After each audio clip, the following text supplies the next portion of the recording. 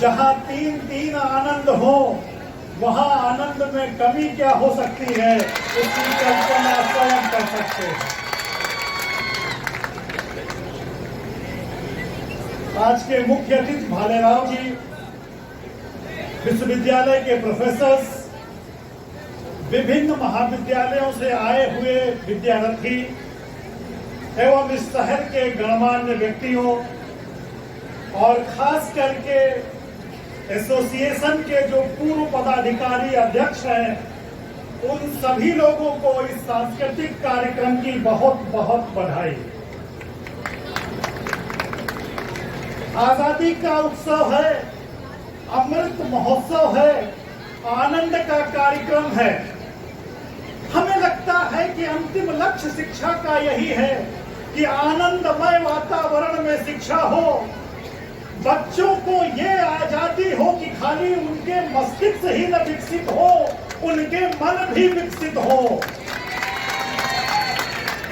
और इस आजादी और आनंद से ऐसा अमृत निकले जो समाज को उस दिशा की ओर ले जाए जिसकी कल्पना विवेकानंद ने की, जिसकी कल्पना तुलसीदास ने की, जिसकी कल्पना वाल्मीकि ने की, जिसकी कल्पना इस देश के ऋषियों महर्षियों ने की। ईमानदारी की बात है कि कुछ किताबें पढ़ना विद्या का लक्ष्य नहीं है, कुछ परीक्षाएं पास कर लेना विद्यार्थित्व का अंतिम लक्ष्य नहीं है।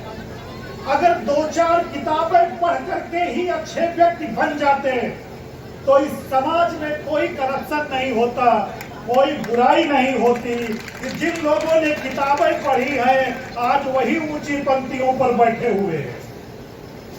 कुछ ना कुछ तो चूका है जिन लोगों ने किताबें पढ़ी। लोगों के दिमाग तो बड़े हो गए लेकिन दिल छोटे हो गए। दिल इसलिए छोटे हो गए कि उनको ऐसे कार्यक्रम नहीं मिले। उनको बताया गया कि कंपटीशन ही जिंदगी में सब कुछ है। अरे कंपटीशन सब कुछ नहीं है, जिंदगी में कोऑपरेशन सब कुछ है। तो कोऑपरेशन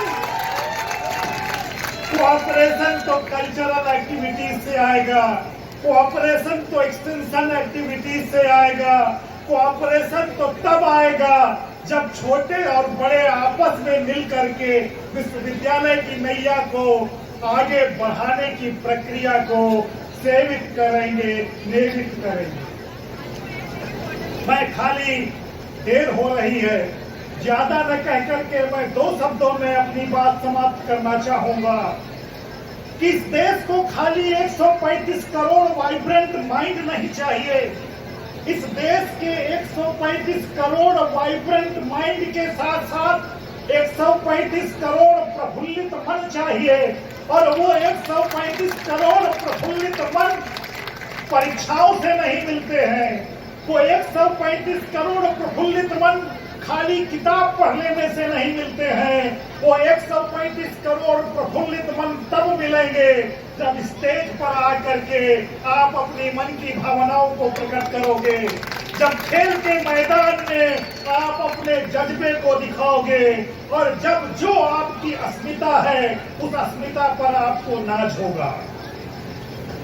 हम लोग तो बाहर के हैं, मैंने तो राजस्थान को उसकी तलवार के लिए सुना था, लेकिन राजस्थान की खाली तलवार ही नहीं बोलती है, यहाँ के पत्थर भी बोलते हैं, यहाँ की पन्नाधार भी बोलती है, यहाँ की गुलाबो देवी भी बोलती है। जिस देश को अपनी संस्कृति पर नाज नहीं होता है वो बहुत दिनों तक प्रगति नहीं कर पाता है। अपनी संस्कृति के तत्वों का हमें पता होना चाहिए और उन तत्वों को उन्नति के लक्ष्यों के साथ जोड़ करके हमें चरम पर ले जाना चाहिए। आज आपको विश्वास हुआ होगा कि जिन लोगों ने स्टेज पर परफॉर्म किया उनमें क्या काबिलियत है। मैं खाली इतना कहना चाहूंगा कि जिंदगी में जीत ही सब कुछ नहीं होती है, क्योंकि खाली हमको जीत ही बताई गई इसलिए हम समाज को अपने साथ लेकर के नहीं चल पाए।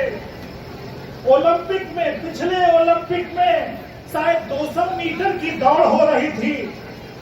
एक खिलाड़ी जो सबसे आगे चल रहा था, उसने देखा कि उसके साथ वाला खिलाड़ी गिर पड़ा।